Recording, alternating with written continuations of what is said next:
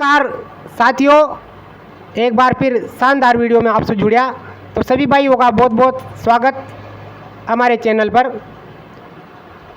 आज हम बात करेंगे ऐसी शख्सियत जिन्होंने 17 साल देश सेवा में गुजारे और बार आपण का बीच में गांव में समाज सेवा में बराबर अनवरत सक्रिय छ। तो आज अपन वासु बात करेंगे कि आने पीढ़ी के लिए भविष्य के लिए कई प्रकार की योजना छ। देश सेवा में गुजार चुका, अब समाज सेवा कई प्रकार से कर किस स्तर पर जो आज की युवा पीढ़ी छ वह लिए एक संदेश देवो चाहोगा वासु बात करेंगे। बार ये छ गिराजी नागर लगभग किसी भी प्रकार की सेवा हो हर वक्त जा पहुँचा छ, समस्या को निराकरण करते, कोई भी किसी भी प्रकार की समस्या और जन सेवा से प्रेरित हो और बराबर सहयोग दे छ। किसी भी छोटो मोटो किसी भी तबको हो या सु बात करवा सु जीत का कोना, क्योंकि बिल्कुल नॉर्मल साधारण तरीका से बाड़ा छ, बिल्कुल एक साथी की तरह हाथ बटाओ थे। तो वासु बात करेंगे। तो सर जी, हमारे चैनल धरती पुत्र पर आपका बहुत बहुत स्वागत है। आज हमारे बीच में आप आए, इसके लिए बहुत बहुत हमारा चैनल आपका आभारी है। सर जी, आप बताओ, आपने देश सेवा में गुजारे तो किस प्रकार वहाँ साथियों का अपार स्नेह मिला? सबसे पहले मैं धरती पुत्र चैनल के ओनर जो मेरे साथी भी रहे हैं उनको धन्यवाद देना चाहूँगा कि आज वो मेरे पास आए और मेरा इंटरव्यू लेने के लिए बोला, तो मैं इनको दिल से धन्यवाद देता हूँ। मैं 2006 में आर्मी ज्वाइन की थी और देश के लगभग सभी कोनों में मैंने सेवा दी है। मैंने उस इलाके में भी सेवा की है जहाँ पे -40 डिग्री टेम्परेचर रहता था, तो वहाँ पे भी दी है जहाँ +50 टेम्परेचर रहता था। सभी का एक दिली इच्छा होती है कि आर्मी में जाएं और देश की सेवा करें।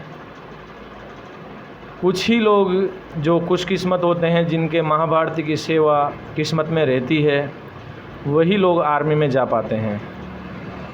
क्योंकि हर कोई चाहे मैं डॉक्टर बन जाऊं, हर कोई चाहे मैं इंजीनियर बन जाऊं, हर कोई चाहे मैं पुलिस बन जाऊं, मैं आर्मी में चला जाऊं, हर कोई नहीं जा सकता। तो कुछ अपनी मेहनत रहती है और कुछ किस्मत रहती है। तो मेरी मेहनत थी और लगन थी आर्मी में जाने की, उसके लिए मैं शुरू से ही काफ़ी कोशिश करता रहता था। कॉलेज के समय मैंने एनसीसी ज्वाइन की, एक जज्बा था आर्मी में जाने का, उसमें एनसीसी ने मेरा काफ़ी सहयोग किया। मैं देखता हूँ कि अपने इलाके में आर्मी में जाने से लोग कतराते हैं, पीछे से बड़ा बोलेंगे कि आर्मी में जाना है, आर्मी वैसे, पर जब भर्ती होने का टाइम आता है तब लोग डर जाते हैं।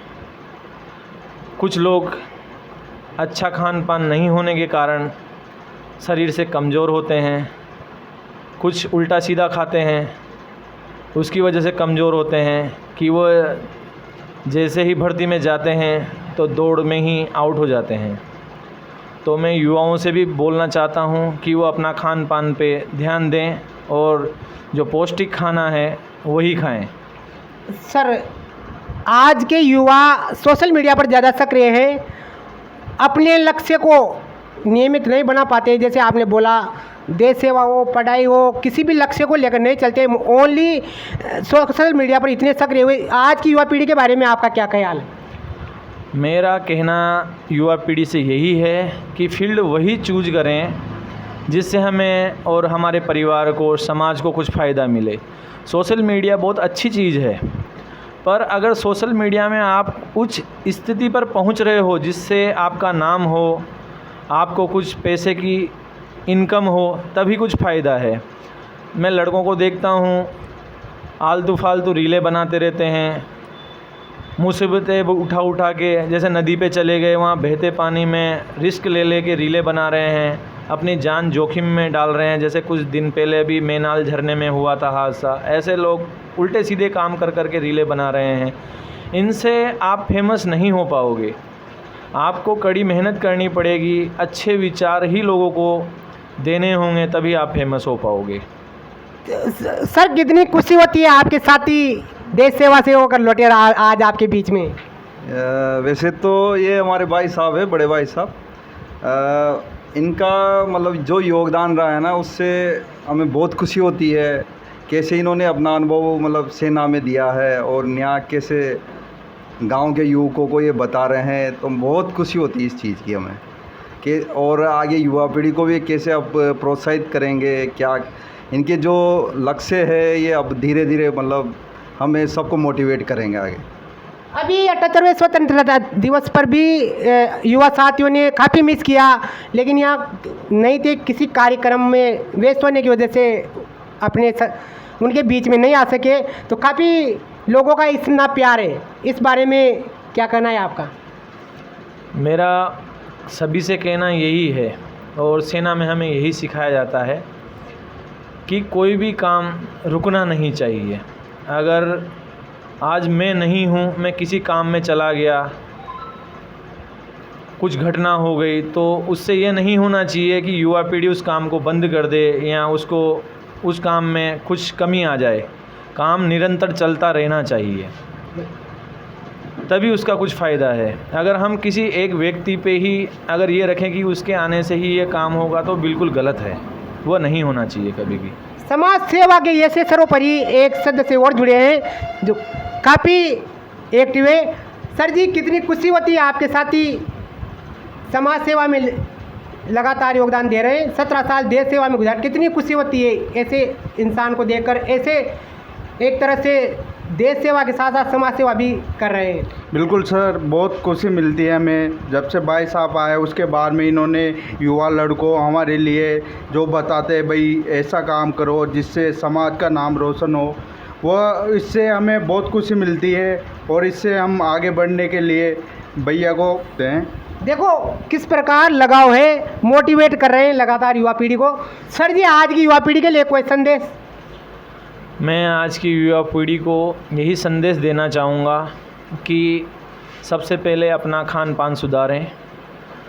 जो फालतू हम टाइम बर्बाद कर रहे हैं, क्योंकि हमारा फ्यूचर बनाने के लिए ये 18 से 20 साल ही होते हैं। बिगड़ना और सुधरना इन्हीं पे निर्भर होता है, इन्हीं कुछ सालों में होता है।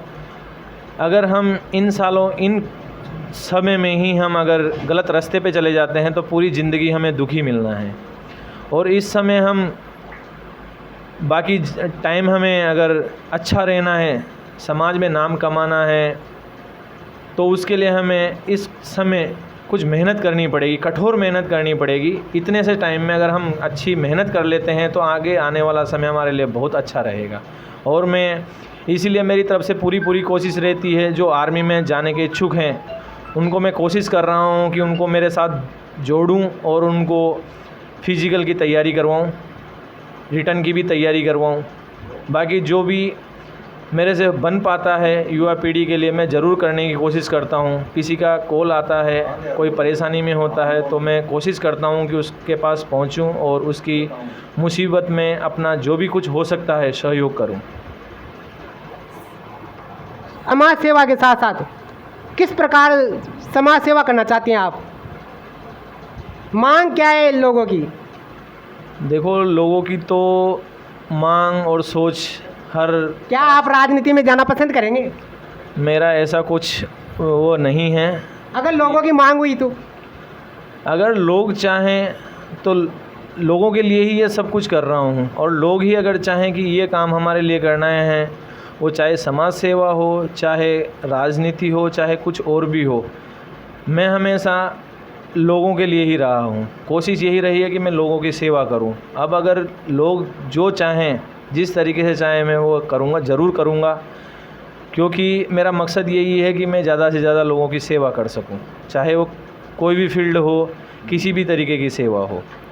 पर एक ही चीज़ है कि जो भी सेवा करना चाह रहा हूँ वो निस्वार्थ करना चाह रहा हूँ। इसीलिए काफ़ी मुसीबतें भी आती है, क्योंकि मैंने देखा है कि जहाँ लालच होता है वहाँ भीड़ भी बहुत होती है और निस्वार्थ सेवा करने वाला अकेला चलता है। इसीलिए निस्वार्थ सेवा करने में काफ़ी तकलीफ़ें भी आती है, क्योंकि लोग निस्वार्थ सेवा में जुड़ते नहीं हैं।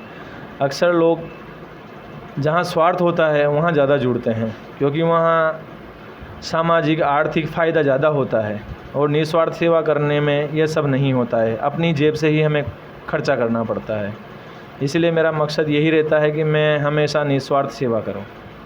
तो मित्रों, ये थे हमारे साथ गिरिराजी नागर, जिनको पूरा गांव, आसपास का पूरा एरिया फौजी साहब के नाम से जानते हैं और लगातार समाज सेवा में सक्रिय रहते हैं।